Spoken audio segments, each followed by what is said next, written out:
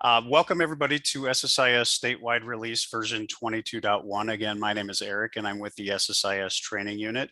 And today we're going to be walking you through screen enhancements that we have available for you in this new release. Before we get started, if there are new mentors with us today, I just want to go over a couple of housekeeping details that we usually go over during our webinar presentations.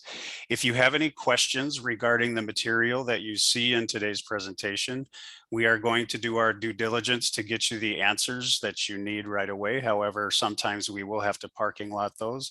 And I do have a group of panelists who are going to monitor that question and answer. I believe Marcia has volunteered to do that today.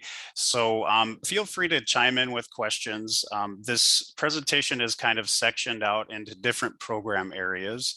So we're going to start with adult protection this morning. And then we'll talk a little bit about some enhancements with child protection, the children's mental health screen, some system administration types of enhancements that you all will want to be aware of. And then we will talk a little bit about some of the enhancements that have happened with our Family First Prevention Services Act screens in SSIS. Let's do a quick round robin. I'd like to get our group of panelists introduced here before we get started. And Marcia, would you like to introduce yourself? Sure, I'm Marcia Riss. I'm one of the new subject matter experts with SSIS Business Operations. And Erica? Hello, I'm Erica Jepson, and I am the other child welfare subject matter expert with SSIS Business Operations. And Melissa.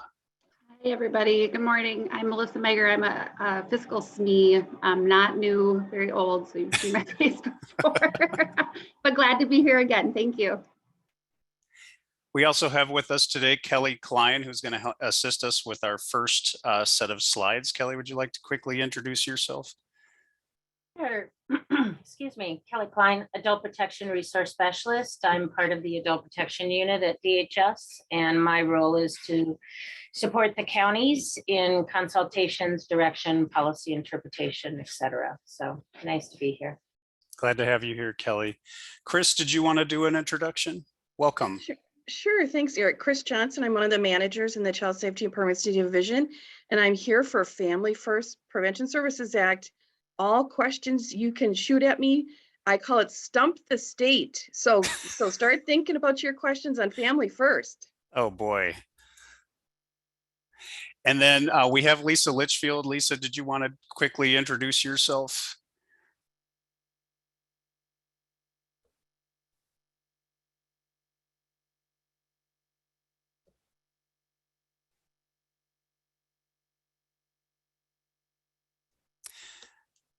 Seems like you're having some audio difficulties, Lisa.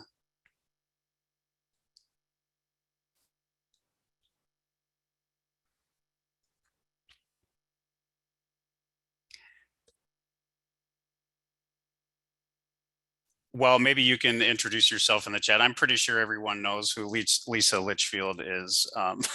She is our system enhancement guru, systems change expert, and she also helps coordinate all of our wonderful pilot counties that do some user acceptance testing before we move all of these screen enhancements out to the counties and tribes.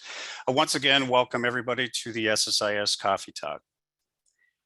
And again, I don't know if I covered this, but if you do have questions, you should have a Q&A feature down at the bottom of your screen that will allow you to ask questions, and we will submit our answers. And we have all agreed on the panel to speak those answers out loud if we have the answers available for you today. So let's talk about what's new in adult protection first. So the victim information tab of the adult maltreatment report has new address fields for location of death, which will appear when the VA is deceased as a result of the suspected maltreatment. The new fields are death location, name, address, city, state, zip code +4, county, And then the death location name address may appear as a business name, a landmark, and or a street address. This field is read only by the county agency. And this field will appear on the printed maltreatment report with the exact address fields as you see them on this screen.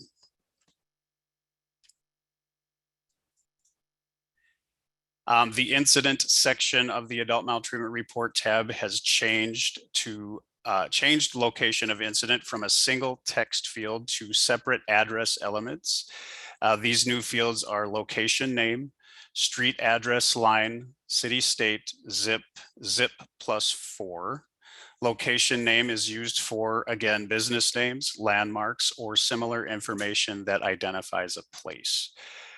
Reports that predate this release will continue to display the location of incident in the existing location of incident text field. Reports initiated after this release will employ the new fields. These fields are read only. The printed maltreatment report is updated to display the new address fields. So display only.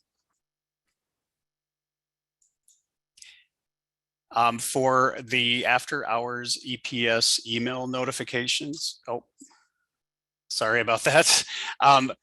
Backtracking a little bit, on the address screen, we have a new field called location name, and this is primarily for adult protection services. Location name is used for, again, business names, landmarks, or similar information that identifies a place. This field is enabled when the address type is home, work, other unknown, or physical location.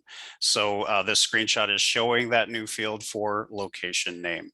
Kelly, did you want to add any context to why it's important to have this new location name field added to the address folder? Sure. This is going to make it more efficient to exactly pinpoint where the vulnerable adult is. We often get an address, but sometimes the address isn't always correct. It's the ability to be able to enter more specific information to identify the LIA as well as the location of the individual. And so Mark needed this for partnership with law enforcement as well. Thanks, Lisa.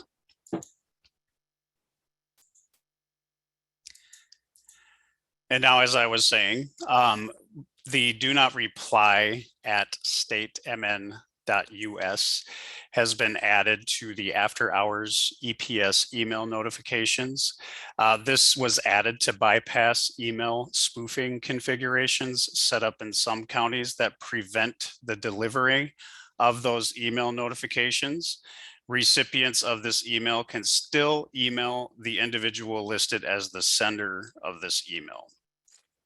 And then just as in addition to the after hours email functionality, an EPS email notification is correctly not sent when a report is bounced and submitted to a new lead investigative agency. There was a bug in the system with the last release that when a report was bounced, it included EPS, and the business rules are specific that EPS should not be bounced. So that has been corrected or should be corrected for this release.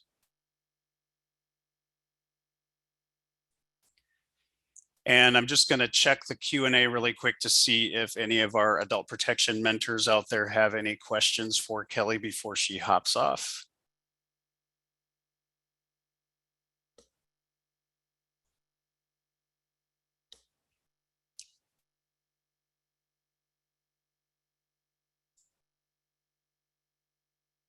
All right, well, Kelly, if we do get any questions that are policy related, we'll go ahead and send them over to you, and we'll do a follow-up Q&A and post it with this webinar at a later time. Sounds good, Eric. I'll leave the chat open as well. So Okay. Thank you, guys. Yep. All right, it looks like we do have some new individuals who have joined the meeting, and I would like to repost the link to our webinar presentation. So give me 1 second.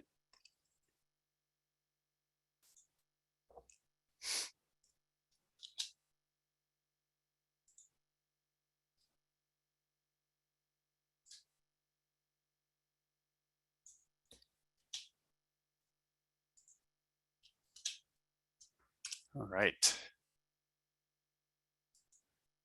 And we will move on now to what's new in child protection. So in July of 2021, there was an activity code that was added, and it displays as CP exception activity. I just wanted to make sure that I captured that on a screenshot because it is still required if there is a CP timeline exception to enter this as a time activity code.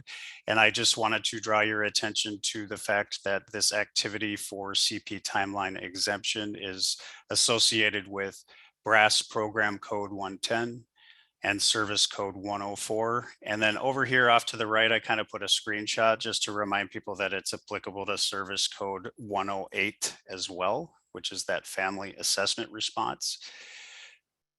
And I also linked the bulletin that talks about the statutory exceptions for face-to-face contact to reorient individuals. If you haven't had an opportunity to take a look at that bulletin, it's going to provide you more policy-related information that you need to know when you use the CP timeline exemption. In addition to that, in the 22.1 release, we have a new field on the victim information tab. And again, I've linked the statutory exceptions for face-to-face contact for you on this slide as well. Located down here on your victim information tab, about 3 sections down, you have this new field here. And it says, if face-to-face contact with child and primary caregiver is postponed per Minnesota statutes for no more than 5 calendar days in response to a report alleging sexual abuse or substantial child endangerment, you'll select a reason. And then I've included the reasons here that will be found in this dropdown. Child resides in location, restricts contact with alleged offender, or agency is pursuing a court order to interview the child. So this is in addition to that previous slide of entering it as a time activity. When you're closing out the child maltreatment report, this field will also be required for information if there was a CP timeline exemption utilized. And that covers some of the child maltreatment or child protection updates for this release. Feel free to throw those questions in the Q&A as we move through. Nothing yet, so I will move forward.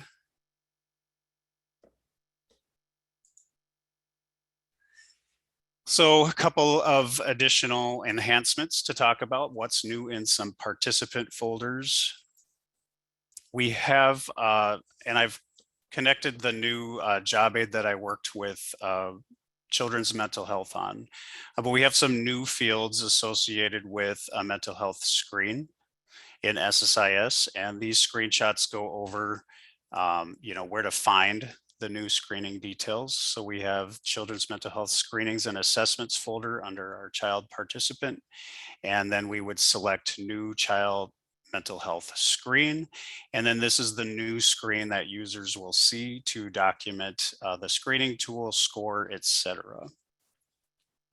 So before, you used to just enter the date that a screening or exemption occurred, and then you would have a status. But now there are additional fields. And again, I have linked the job aid to this presentation, and this can also be found on the SSIS resource page under the children's mental health section of our worker documentation as an updated screening.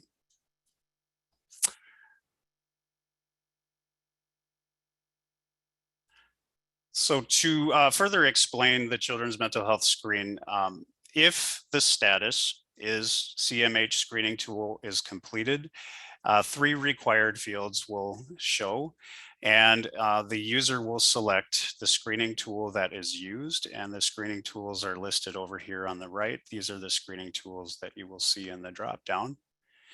And then the score will be entered in the score field. And then if the individual was referred for diagnostic assessment is yes, if you selected yes to the this question.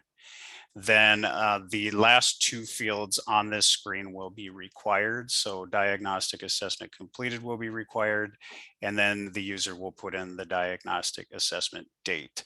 Now, one thing that I found when testing this screen is that it's not a screen that you can create and save and come back to. So once you have all of the information associated with each one of these fields, that's when you would come in and complete this portion.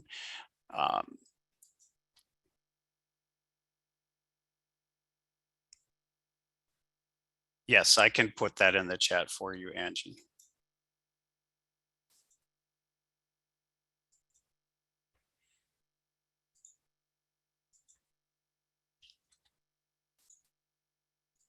And again, this can be found on our SSIS resource page.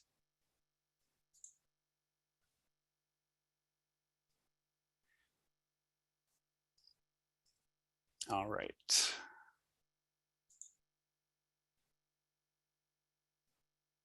So that is the updated enhancement related to the children's mental health screen. We have a question.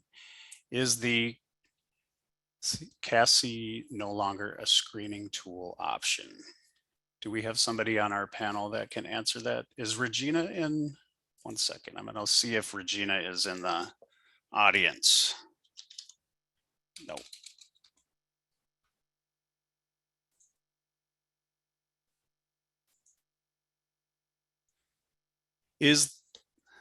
Does anyone on the panel know if that is a screening tool?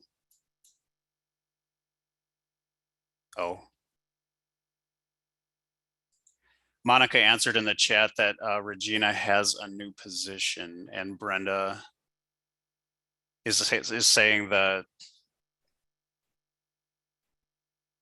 there's a bunch of answers for you in the chat. Yep, so Eric, the Yes. CASI 2 is not a screening CASI, tool, it's a okay. diagnostic. All right. Right. Thank you, Chris.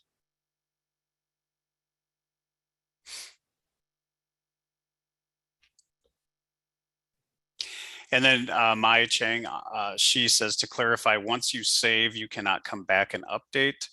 Sometimes it takes months for diagnostic assessments to complete.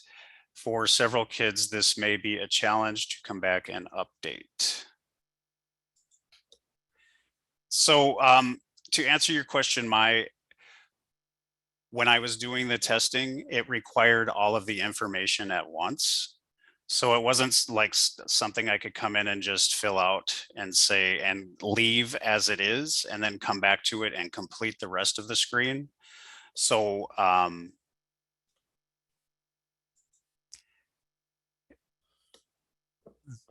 during discussions with some of the BAs and so forth, they indicated that it would probably be a good idea once you have all of that information then to load it into SSIS.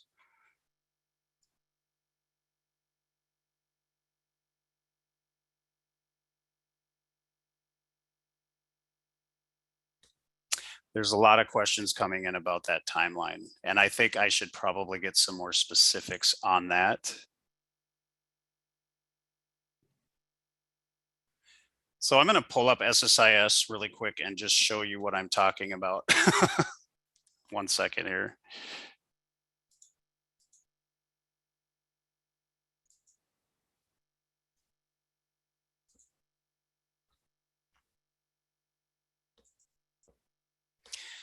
So I'm going to find a test case for you.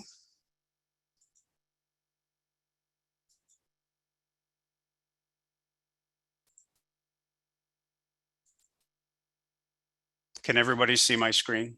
Okay.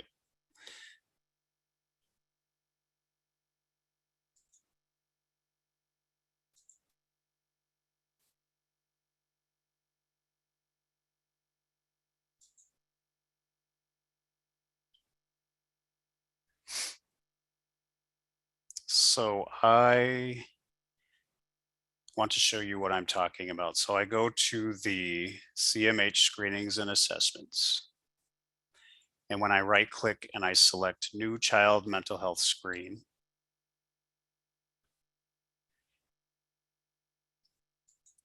It'll default, the recorded by defaults to the worker filling out the screen. And I'll say that the screening occurred on the 22nd. And then the status of that is that the tool is completed. And then all of these required fields populate. So the screening tool could be selected as one of these four: CMH screening, ASQ SE2, let's just say that was it. And then we have a score. I'll just enter a number.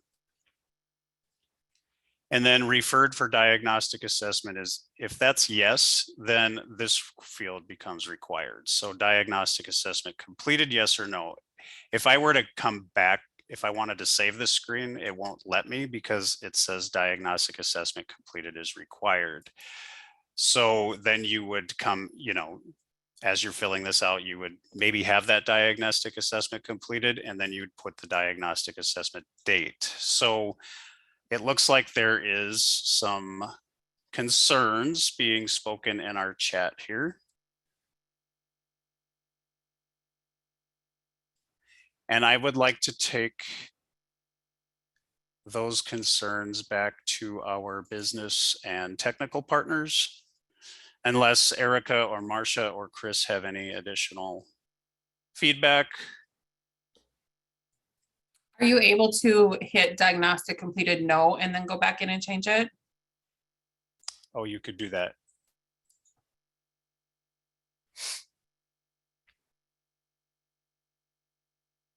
So then go back in there once it's completed and hit. Okay. But the thing is, I don't know if this screen finalizes, so I would have to check that out. Because sometimes the screen will finalize after 30 days and you can't change it, but I don't know if that's the case for this screen. So maybe that is the workaround. Okay. So this is live television, folks. So for now, if the diagnostic assessment has been completed and you come in to fill out this screen, enter no, save it, and then come back. I'm going to follow up with the BA to see if you can come in after 30 days and update this. But for now, I think this is good guidance.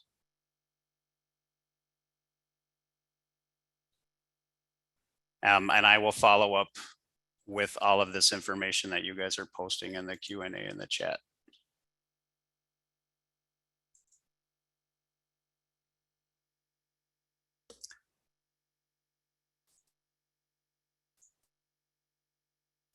Okay. Please feel free to list any other concerns that you have about this screen in the chat, and we'll bring them forward. And then we'll get some solid guidance out there for you.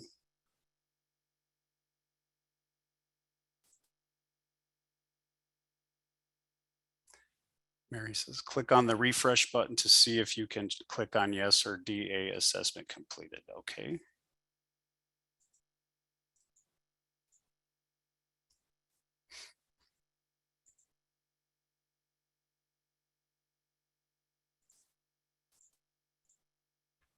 So you can come back in the test environment and do that, but I just want to make sure that it's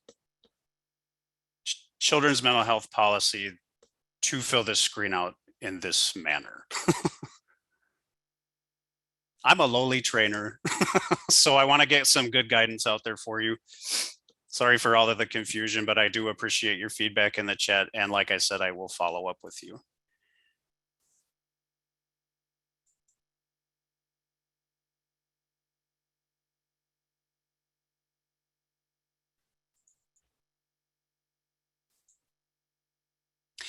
And on the expectant parenting youth screen, the warning has been updated to correctly display that the gender you selected does not match the person's gender record. Continue to save. So this was not displaying correctly when individuals were entering mismatched information in SSIS, so it will be a warning now. And Marcia or Erica or any one of the other panelists, if you could make sure that all of these comments are copied in the chat so we can follow up on them, that would be awesome. All right, so now we are going to move on to SSIS admin updates and changes. if we are comfortable moving forward with that.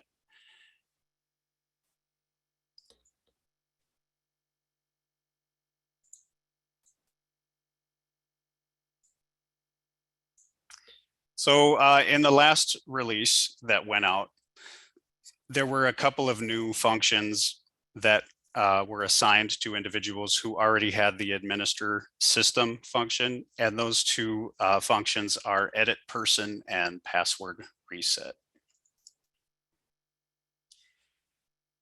In version 22.1, there's actually functionality in place with these two new functions. Once again, individuals who used to have the function assigned to their role of administer system could go in the system and update users, update passwords, and do any other function in the SSIS admin application. Now individuals, if they want to edit a person or add a person or update credentials or do passwords and resets and so forth, will have to have these specific functions added to their role on top of administer system. So just to go over a couple of scenarios with you. Users with role edit staff and roles and administer systems can add or edit, create users, including the credentials dialog. They can create, edit, and delete roles. All other functionality is available to them in SSIS administration. However, with those two roles, the user will not be able to update passwords. And then just as an aside, and we'll follow up with this in just a little bit, the role must also have password reset in order for that administrator or that system administrator to be able to reset passwords. And I think the next slide covers that in a little bit more detail. So users with administer system and password reset, kind of the opposite, they can view the user fields, including the credentials screen, but they cannot edit them. They cannot create new users. The tools and create main menus are hidden. On the list main menu, only the user search option displays, and the user will only be able to reset passwords with password reset and administer system.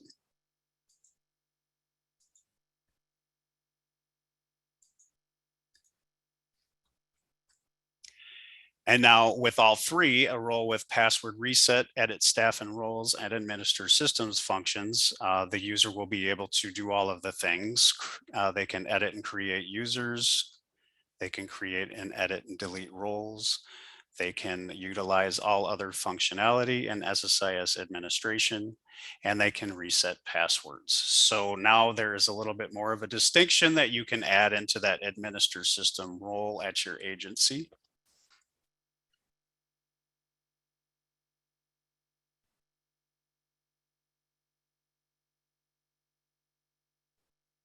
So those are the new updates for administer system.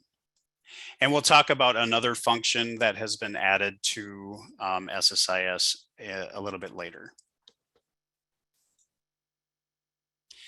A couple of miscellaneous items that I'd like to talk about are the fact that a lot of our out-of-home placement plan documents have been removed from external documents in SSIS, and all that remains is the OHPP help, OHPP master copy, and OHPP signature page.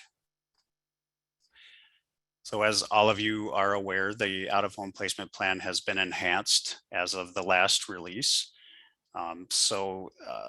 There's no need to have the additional out-of-home placement plan documents in external documents any longer, just one large master copy.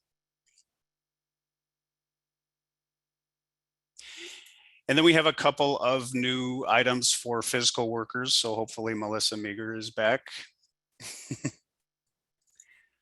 We have a new brass service code 480 for children's mental health.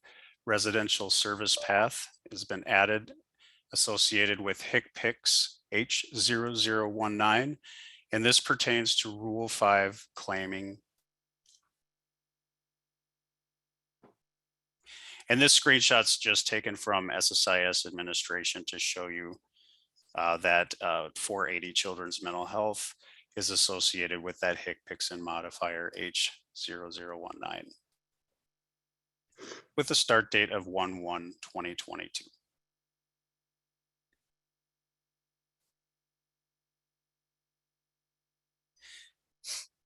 And then I'll just do the next two, and then I'll have Marcia field a question that I see out there.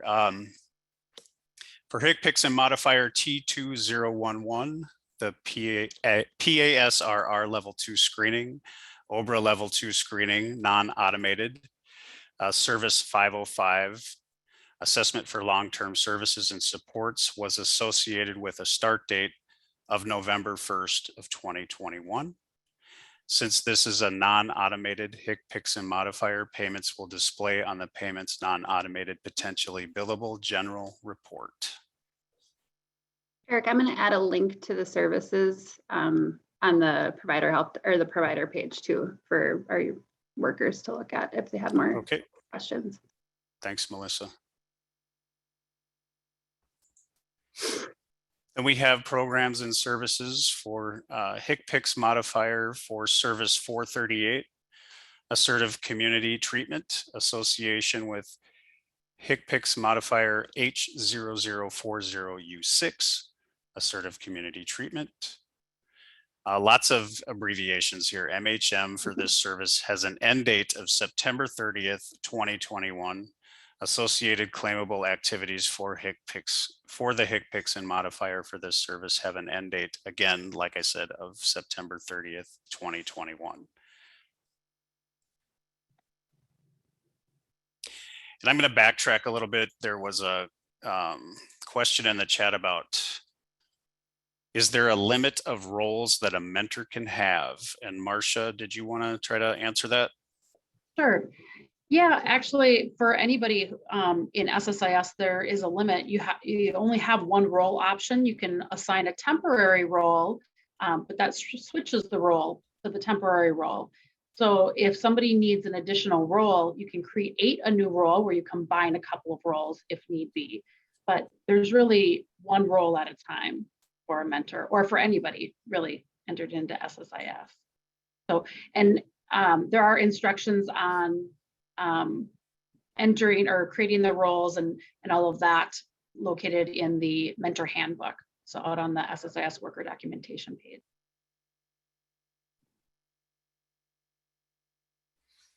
All right, thanks. And for those who, let me go ahead and see if I can navigate to our SSIS resource page really quick here. Just to kind of give people an idea of where to find that mentor manual. Once again, the SSIS mentor program link has been updated on our SSIS resource page. And if you click on that link, it talks a little bit about our worker mentor program, our physical mentor program, and then that SSIS mentor manual that's just recently been updated can be found on this page.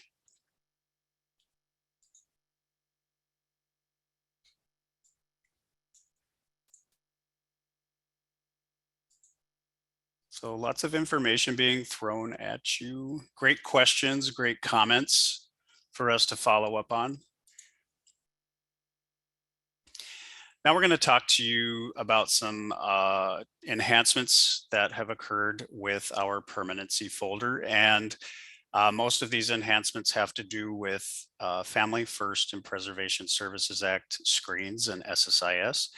So as you all are aware, in the last couple of releases, actually, there have been several screens that have been added to the permanency folder for the FFPSA. So the first slide that I'm going to show you today has to do with our QRTP assessments and attached files under the QRTP assessment folder. There used to be a view button on the QRTP assessment screen where you could link a QI's assessment. So you would upload the QRTP assessment to a person's attached files under qualified individuals assessment and recommendation report. So therefore you can link it to the QRTP assessment screen. that view button was causing a lot of issues. So with this latest iteration, they have an attached files folder that has been added under QRTP assessments, where you can now view that QI assessment. But what you have to do before you can view the QI assessment under the attached files folder is you have to click the drop down on that screen and select that QITP assessment that you've uploaded. You can only upload one QI assessment per screen, and you won't be able to make the selection of that QI assessment with any future screens. So you want to make sure that if there are multiple QI assessments and you're creating the screen for the first time, you're selecting the correct QI assessment to link to this attached folders file.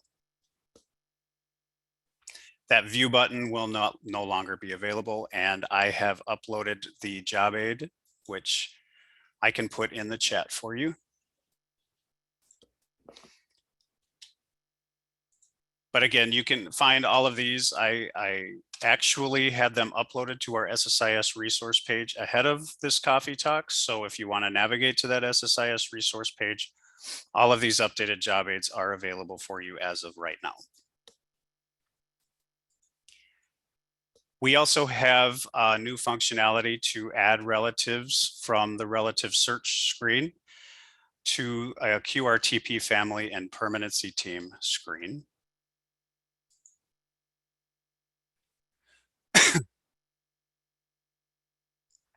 So one of our attendees is asking, are you required to attach the QI document, or can it just be stored in your paper or electronic files? I don't think it is required to upload that QI assessment to that screen, but Chris, do you have any follow-up? Yes, SSIS is the federally approved location for all documentation for Title IV-E. So we do not recommend that you keep the QI assessment in some paper copy in a paper file. We do expect to have the QI assessment in SSIS. And we expect that when the feds come to do their audit, they'll be looking for it in SSIS. Does that answer the question? In the law, let's see. So backtracking a little bit, somebody's asking, what is QRTP family?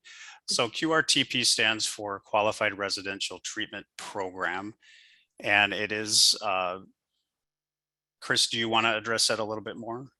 Sure, it's part of the new Family First Prevention Services Act in the residential placements requirements. So this is a major change that the feds are making to limit the number of children who are being placed in congregate care settings.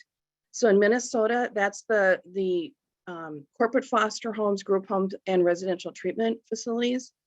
And so a juvenile treatment screening team is already required through Chapter 245A, which is the Minnesota's Children's Mental Health Comprehensive Act. So that's not new, but if the juvenile treatment screening team is recommending a placement in a certified QRTP, which is a new certification from our licensing division, then all of this applies. You have to have an independent assessment done by a qualified individual. You have to have a family and permanency team. You have to do a relative search documented. All of this documentation is required, but it's only required if the juvenile treatment screening team is recommending placement in a certified QRTP. These requirements do not apply to the additional 3 specialized settings for pregnant and parenting youth, sex trafficked youth, or independent living. They have their own criteria. This is unique to QRTPs. And it does not apply, I'll say one more thing, it does not apply, not all facilities have become certified. So counties can still, and initiative tribal staff can still place in corporate foster homes, group homes, and residential treatment programs that are not certified, but you will only receive up to 14 days of Title IV reimbursement. After that, there is no 4E reimbursement because they're not Title 4E approved placements. So a long answer to the question.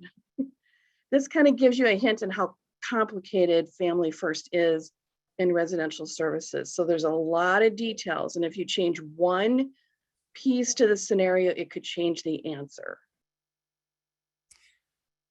So Patricia is asking what a QRTP family is. QRTP family and permanency team is required to be assembled to help, you know, and Chris, you might have better wording than I do, but to help work with the QI when determining placement in a QRTP for a child. So that family and permanency team is an additional requirement through FFPSA. Yeah. So the Qualified Residential Treatment Program is actually a facility. That's actually a location or a setting. And then the family and permanency team is in addition to the juvenile treatment screening team. And that is a new requirement. And yes, the qualified individual works with that team to complete the assessment. Thanks, Eric. You got it right. All right. All right. So in the last release, you may remember that we added the relative search folder. And I know that several agencies have their own systems in place for that relative search. But the FFPSA was a vehicle to bring relative search to the forefront for agencies to be utilized in SSIS. And we do realize, like I said, different agencies have their systems in place. But when you use relative search in SSIS, and I'll post all kinds of resources to the different webinars and trainings and materials that we have out there related to all of these new folders. But if you add your relative search in SSIS, when you're creating a family and permanency team, you now have the ability to add relatives from the people that you've entered in the relative search folder under your permanency folder. So that is additional function. And I was going to show a live demonstration of some of this functionality. If I can get SSIS to cooperate here.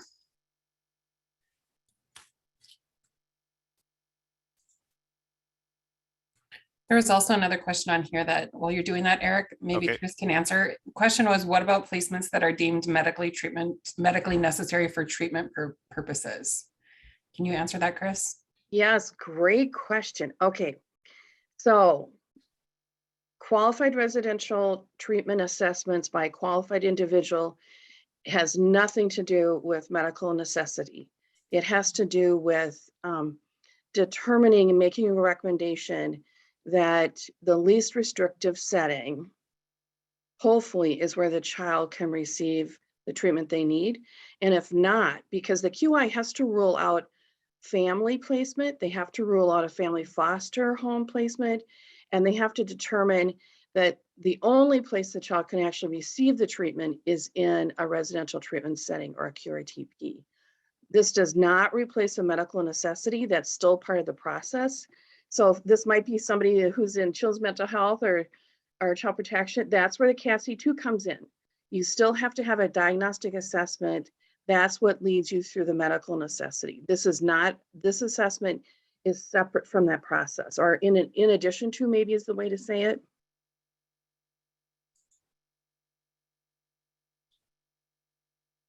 That's a great question. So when you're assembling a family and permanency team, you now have the ability to use the individuals that are entered on your relative search grid to your family and permanency team. So as you can see, I have individuals entered in my relative search. When I navigate over to my QRTP family and permanency team, I can create an action menu and select add relatives from relative search. And then the grid with the relatives that are added on your relative search screen can be multi-selected and added into that family and permanency team grid. So you would hit your control button on your keyboard and highlight all of the individuals that you want added on the family and permanency team and select OK. Now, there's some additional steps that individuals will have to do once those individuals are added to the family and permanency team grid. So most of their information that you've entered on the relative search screen should interface with this screen, but you'll have to come in and indicate whether the individual is a team member, yes or no.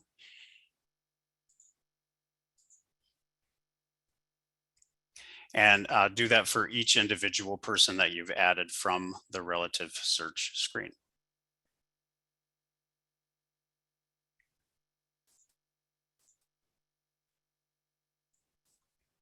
There's another question here. It says, will all of the QI approved assessors be entered into SSIS, or who enters those? Maybe Chris, you can enter. You bet. All right, so this is going to be a phased in process. So currently, the only folks who have access to SSIS are county staff and the initiative tribal staff. So what that means is there are 3 types of qualified individuals in the state of Minnesota. And the only one right now that has access to SSIS would be a county or tribal staff person who's been approved under a federal waiver. And they would be a QI assessor and they could get access to this case. It's not a case that they're working on, but if they have SSIS access, they can get approval to enter this into the case. Currently, county contracted qualified individuals from the community or our state contracted QIs do not have access to SSIS. So right now, all of this information has to be entered in by the case manager. So the case manager will get all the information and documentation from either the county or the state contracted QIs, and you'll enter that in. Eventually, we have approval to have the assessment tool that's part of the QRTP assessment. It's called the CANS, Child and Adolescent Strengths and Needs Assessment, that will be placed into SSIS. I don't know exactly where that's going to be. Marcia and Erica and Melissa, I think it's probably somewhere here, right? And it'll be in there. And then the county contracted and the state contracted QIs will be given access to just this part of SSIS, and they'll be able to go in and add in their own information, but that's coming. We don't have that yet, but that's coming. So just so you know, we're excited about that, but that has to be built. Anything that SSIS operation folks want to add to that? I think, I have heard them talking about that. They haven't, like you said, they're just building it. So it's hard to say like how exactly that's going to look in here, but I think you have it right. Thank you, Marcia. So I'm just saying, I still have that challenge out there called Stump the State. So far, we're batting 1,000. You stumped me. I'm not going to lie. The children's mental health. But all right. Thank you, Cynthia. All right, so that is the add relatives from relative search screen. The next enhancement to talk about is the duplicate and copy from sibling on a juvenile treatment screening team. So once again, I'm going to demonstrate this functionality in the live environment.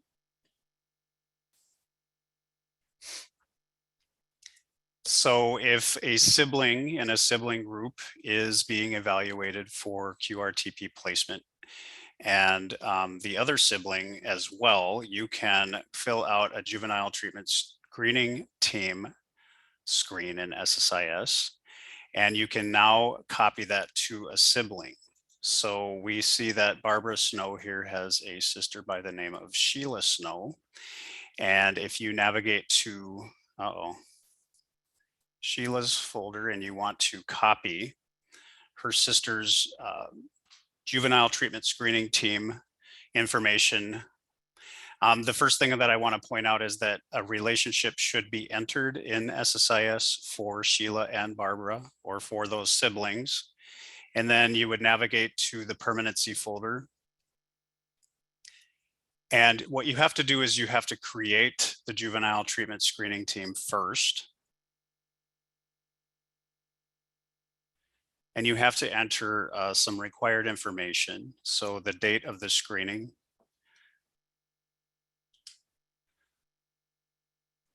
and initially requested by. And so you have several choices to choose from.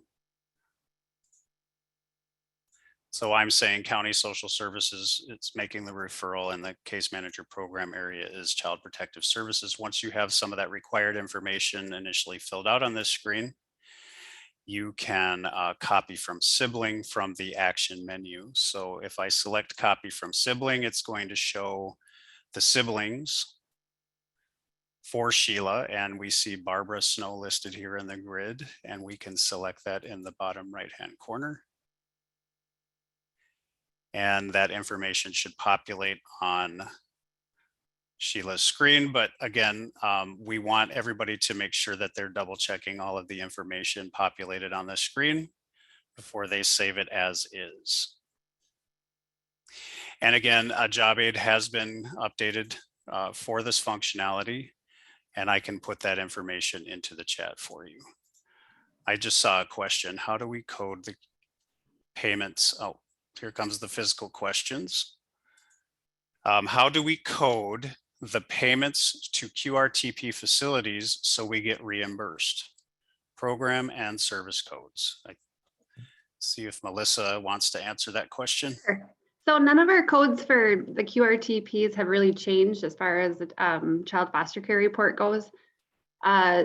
They have, some of them have shifted for like the foster resident setting over to a different brass code. And I believe that there's a bulletin out there for that information.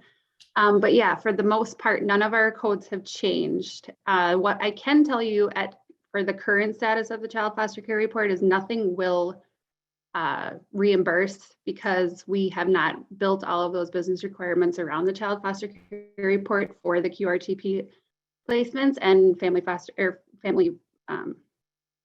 the family foster residence settings at this moment. We do have exclusions out there for all of that stuff, but the codes themselves for brass codes, payments, nothing has really changed.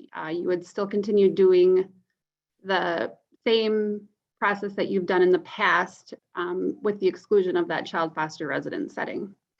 Chris, do you have anything to add to that? I would just add that, so all of the Title IV requirements continue to apply. So the individual child still has to be Title IV eligible, determination has to be made. You still have to meet all of the court-ordered language, and the first court order has to have the best interest contrary to welfare. Within 60 days, you have to have reasonable efforts to prevent. You have to meet all the timelines, all the monthly requirements. So, and in addition, facilities that have been certified QRTP, and many of them, most of all of our residential treatment programs have been certified QRTPs. If they were Title IV prior to our opt-in date in September, our state staff pretty much automatically kept them as 4E approved. But if this is a new certification, a new facility, that still has to go through a state level Title IV facility approval process. And the best place to find that information is on our county link site, which I think Eric has on the resource page.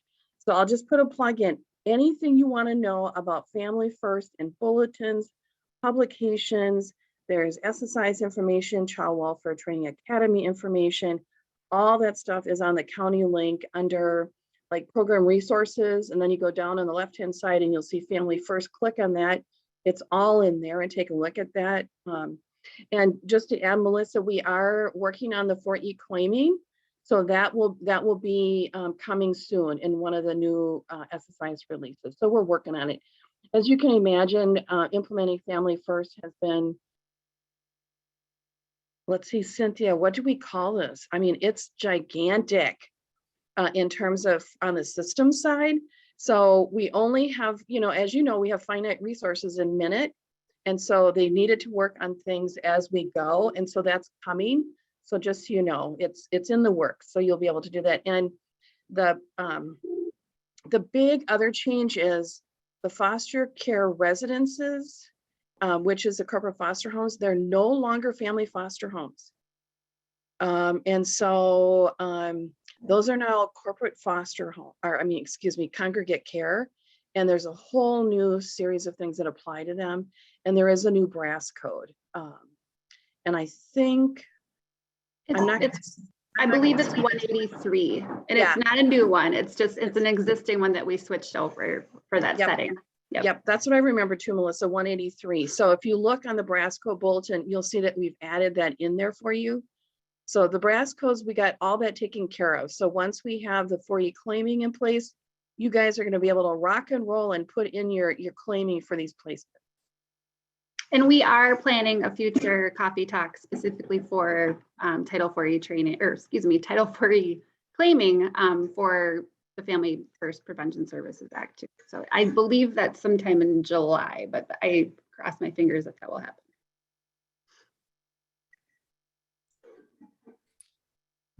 Thank you both. I know this seems maybe a little disjointed. I was going to get into the Q&A with Chris after showing all of the enhancements, but Chris just touched on something about, where to find all of your Family First I keep calling it preservation, apologize, Family First Prevention Services Act.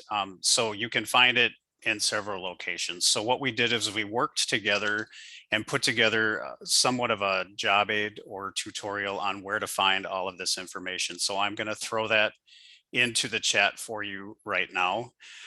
Chris talked about where to find some up-to-date QRTP, SEY, STY, PPY facilities because we're not able to keep up with them on the licensing lookup or with FOD at this time. So there is an individual in our Title 4E unit that is updating that information. And I just wanted to pull that information up for you. One second here.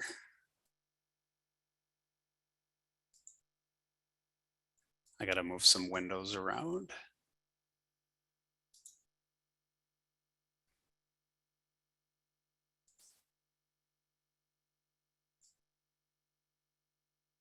That's not it. Hold on.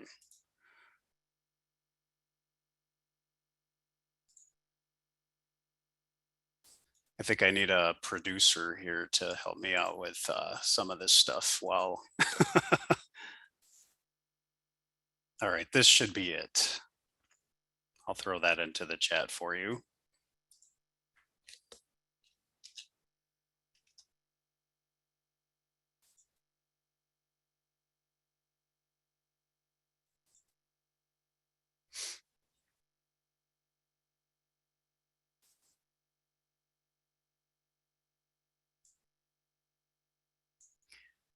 Okay, so this is the job aid that we put together, or a kind of a resource guide for you. We have the Minnesota Child Welfare Training Academy FFPSA webpage. If you click on this link, it's going to bring you to 11 different webinars and additional resources that we had put together in late summer, early fall. We have our SSIS resource page that has up-to-date SSIS worker documentation for Family First.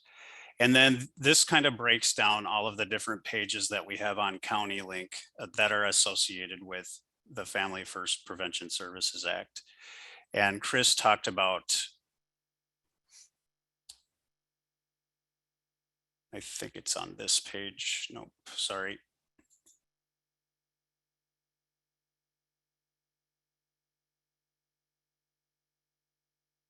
I lost it, hold on.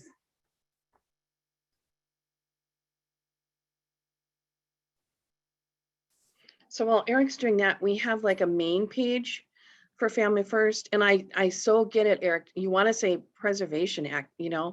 but it's I know. So what I do? I just say Family First or FFPSA. Yeah, thank you. So either any of those work. And so we have a main page. And so we have a page on residential services.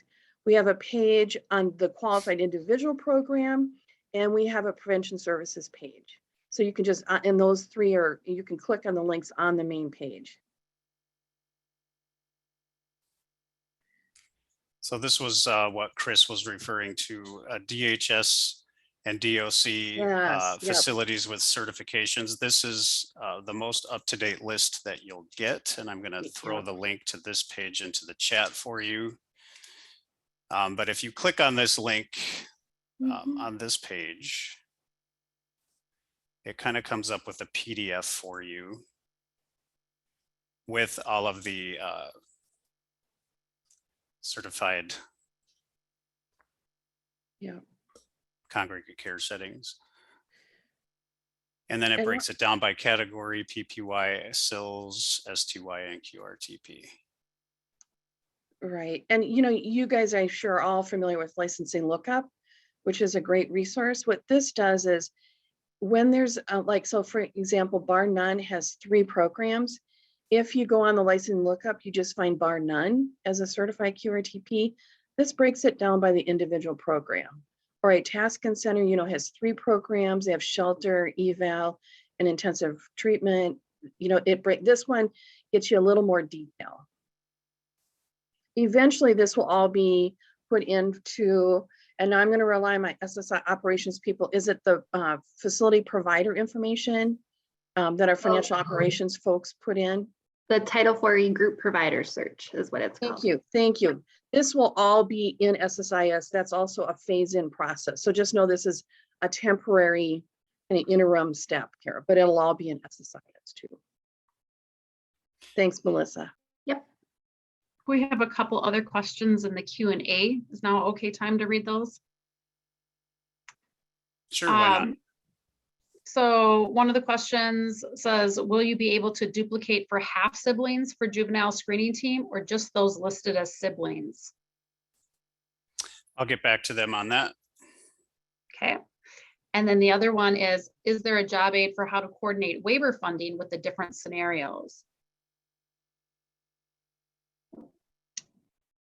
So I'll do a general answer. So the waiver funding, when it in relation to QRTPs, is generally with the foster resident settings of the corporate foster homes. And Family First makes no changes to the CAT-CADI waiver funding. That's the general answer to that question. I can't speak to the details in the system, but that's the general answer. And of course, waiver funding does not follow a child when they go into residential treatment. There's a pause during that time. I'm going to see if I can find half sibling here and see if it works in a live environment.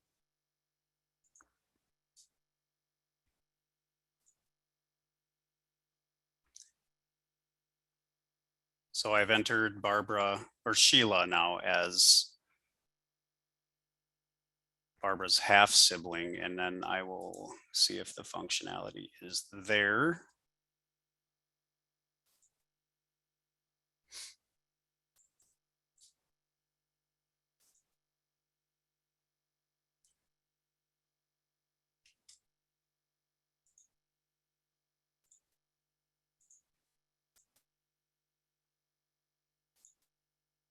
And it does appear that it is there for the half sibling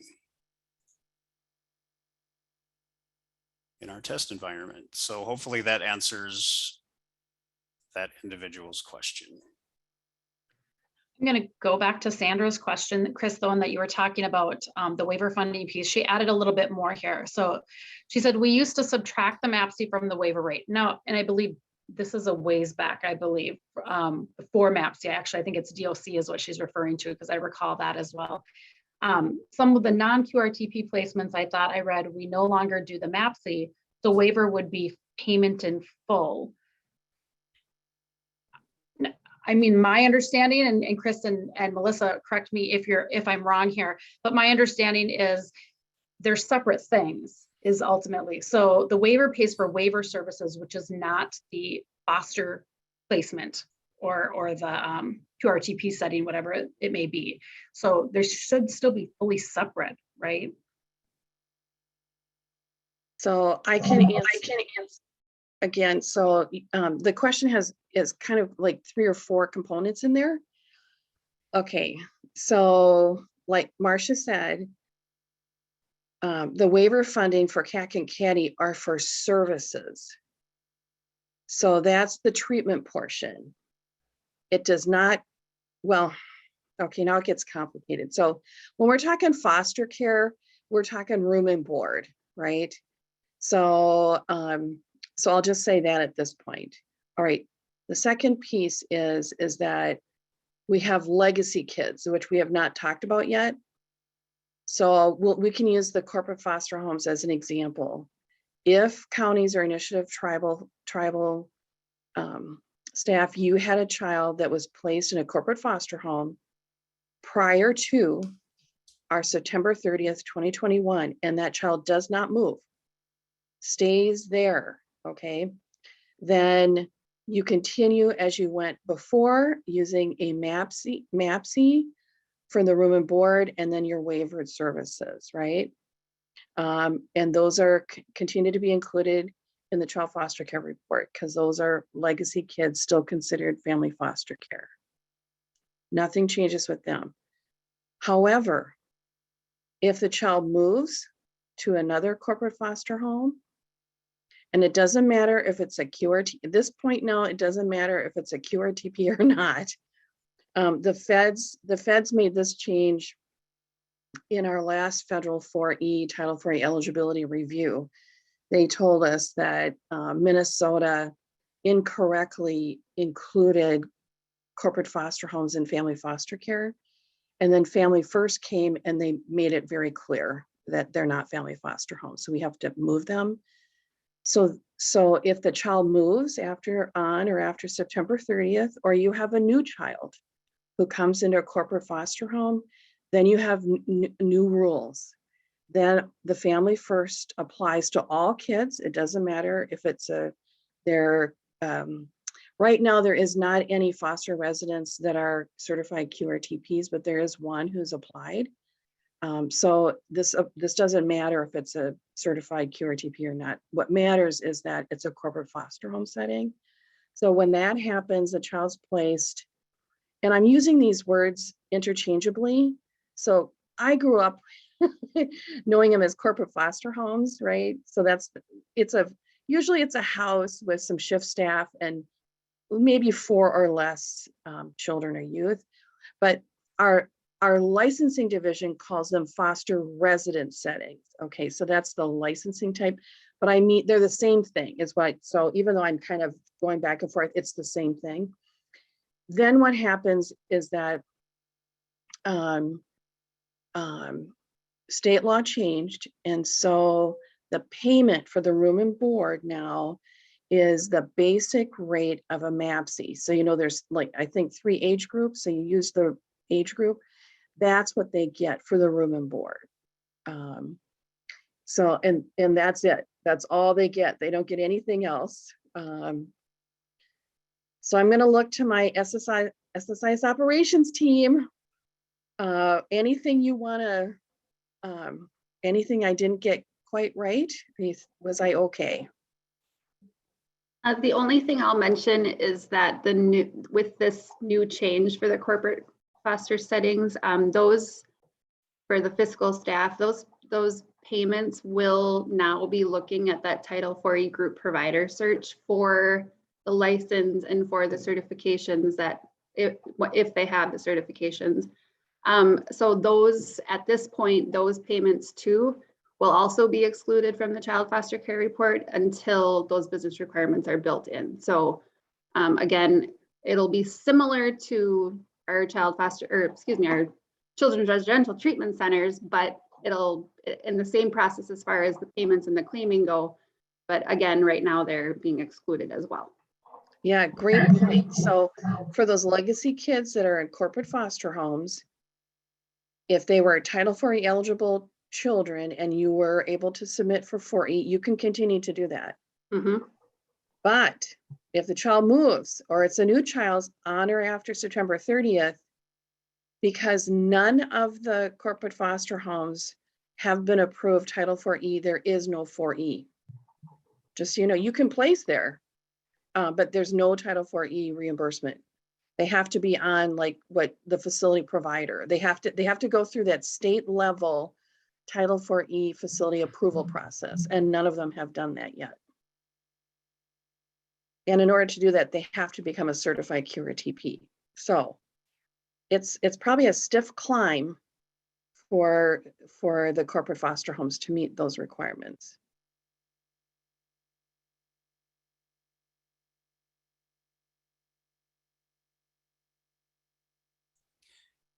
And there's a question in the chat that's asking what out-of-home placement plan would be used for kids in corporate foster homes or shift staff. And as I'm aware, the template has been set up so that on the setup screen, you answer a series of questions and SSIS should direct you to the correct out-of-home placement plan. There are specialized questions for individuals who are in QRTP placement, if they are expectant or parenting youth. And there is a job aid, an updated job aid on our SSIS resource page that walks you through that setup tab.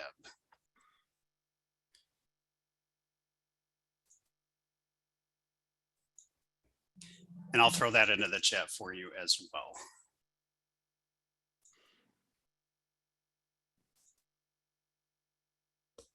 No, it's opening as a PDF. So I cannot link it into the chat, but if you go to worker documentation under service plans, you'll see that information under the completing the setup tab for the out-of-home placement plan. And I'll try to get that corrected with our communications person so it doesn't open as a PDF and it opens as a link.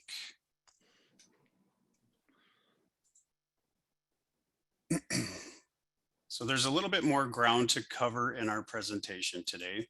There is a new screen titled QRTP Extended Placement Review. And I will go ahead and throw that link for you into the chat. And I know FFPSA was enacted in the state of Minnesota less than 6 months ago. So the likelihood that there is a QRTP extended placement review happening within the next couple of months is probably unlikely, but we wanted to get a jump start on getting the screen into SSIS. And the first iteration of this screen is for children under the age of 13. So there's a couple of new, as I indicated earlier, when we were talking about SSIS administration, there are a couple of new assigned functions for individuals who will manage the QRTP screens, or the FFPSA screens, if you will. And one of those assigned functions is view permanency. So view permanency is going to allow individuals to create the QRTP extended placement plan review. And then there is also a new function called approve QRTP extended placement review. So you're going to have an individual who's completing the placement review and an individual designated at your agency, either the director or designee, as it states in the job aid, to approve those extended placement reviews.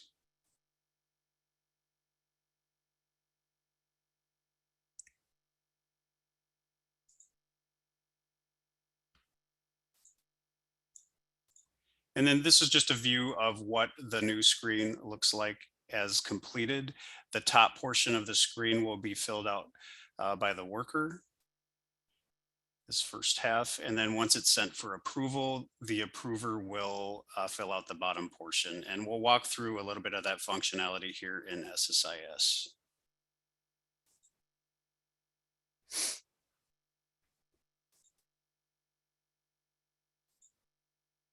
So I have to navigate to my test client that I have filled out a QRTP extended placement review for.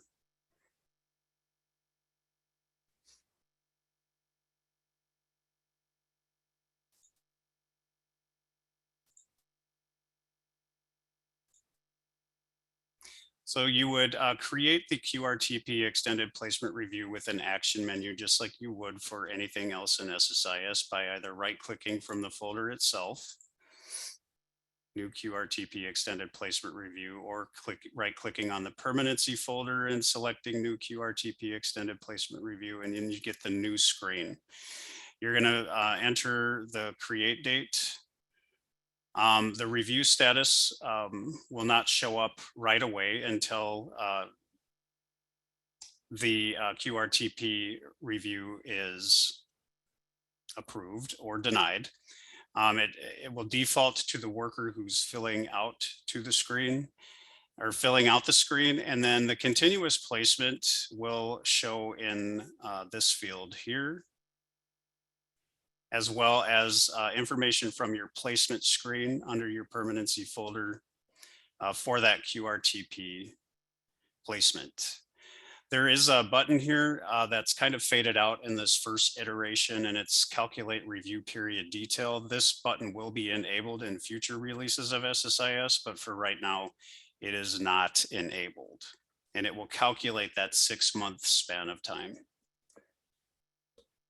for children under the age of 13. And then there's different rules for individuals who are 13 years and older, but we'll get into that in a future release. So the age at the beginning of the review period equals less than 13 years old in this first iteration.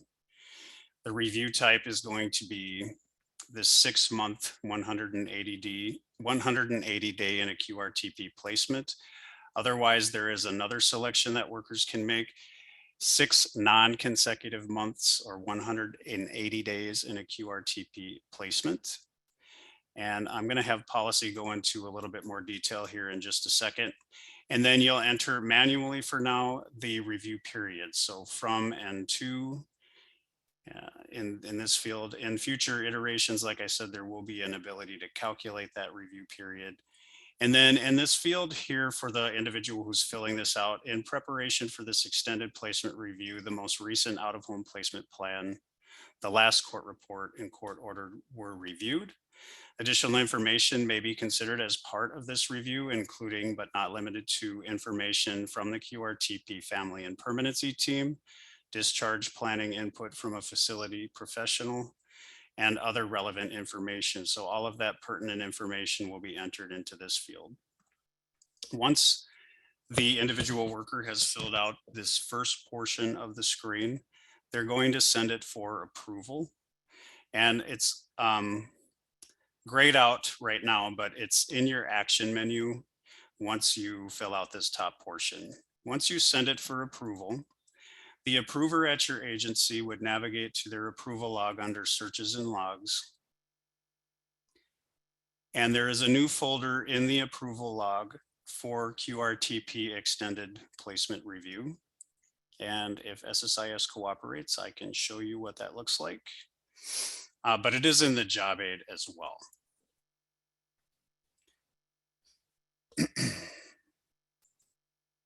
So here's the approval folder. And here's that new, or approval log, I should say, and then that new folder under QRTP extended placement reviews. And then individuals designated at your agency would be able to click on that triangle or that caret under the QRTP extended placement review and review everything. Now I want to go back to that other screen and show you what it looks like once approved. So the individual approving is placing a check mark into this box, confirming that they have reviewed the out-of-home placement plan, etc. And this is acting as a signature of the approver. So they're putting their stamp of approval on this. And then the individual who reviewed, as well as their title and the review date, will populate into these fields. And a review status of either approved, denied, or needing clarification will show up in the review status field.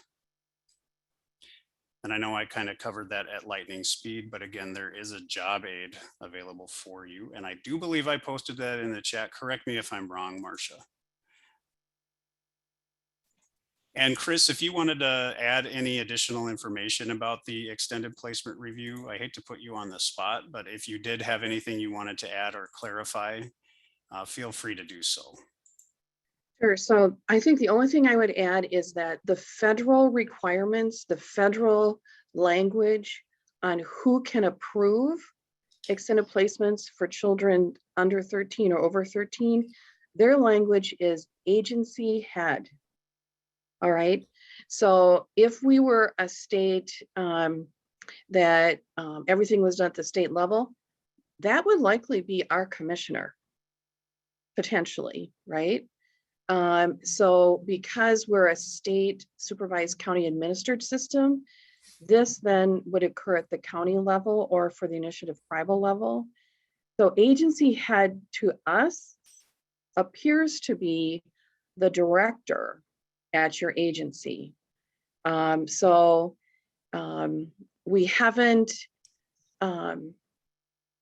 we haven't been that prescriptive to counties on who that approver can be. But the expectation is that person has the authority, has been given authorized delegated authority to approve these extended placements. The feds are really serious about this. And that's because there's so much research on the efficacy of residential treatment in a congregate care setting or a child care institution is between 3 and 6 months. So the feds picked that for a reason. It's based on research, on children's mental health research. So there has to be really, it has to continue to be in the best interest of an individual child to remain in an institution for beyond 6 months if you're under 13 or over 13. So we expect that this will definitely be one of the areas that when ACF, our Region 5 federal partners, come to take a look at how Minnesota has implemented Family First, pretty much everything Eric has walked you through, we expect that the feds are going to be looking for this in a new review instrument. So I think that's what I would just say, that this is not perfunctory. This is not supposed to be just a rubber stamp. That's why it's in SSIS. It says, the person says, I reviewed all this information on this child and I agree, I approve continued placement. And I like needs clarification. I like having that option, that then there can be some conversation, because the feds are also, not only do they want to limit these residential placements just to the kids that absolutely need it. And there are kids who do, but they also want to limit the length of time these children spend in these facilities. And just to give you some really quick numbers here, this is why it's really important, and it does apply. It's relevant in Minnesota. In 2019, there were over 500 children who spent 12 months or longer in these residential facilities, and 160, I'll say 160, it's a little more than 160 youth or children spent 48 months or longer, 4 years or longer in these facilities. So that's the feds are really going to be looking at this. So I just want to say that this is, it's not just limiting the number of kids going into residential treatment facilities, but it's also how long they're staying. So just so you know, it's important. We have a couple more questions in chat. Tiffany says, as similar to MAPC, the individual who enters the extended placement review cannot also be the approver, correct? That is correct. Yes, yeah, that's correct. And another question that Tiffany had, is there going to be a report in the future to be able to see when the QRTP placement reviews are due? So similar to like we had the MAPC DOC assessment report. She says that would be super helpful. Do you know if there's plans for that already? Maybe Chris knows? No.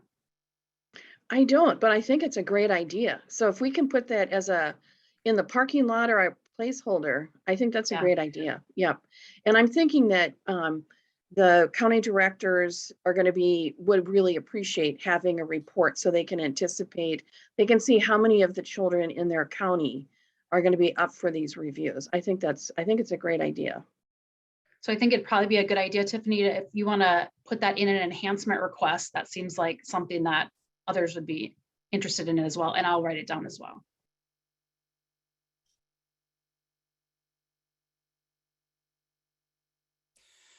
All right, we are bumping right up to the end of our time here, and I really appreciate all of the questions and the conversation that we've had today. And I appreciate, as usual, you giving me grace as I walk through this functionality.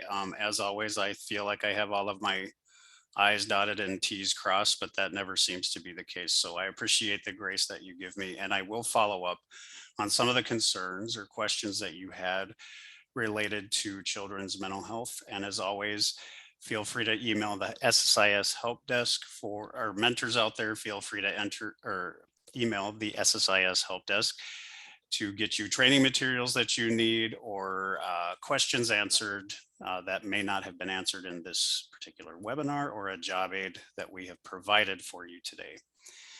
So our next coffee talk is scheduled for March, and we're going to be talking a little bit about advanced searches and grid details. So we will see you back for that.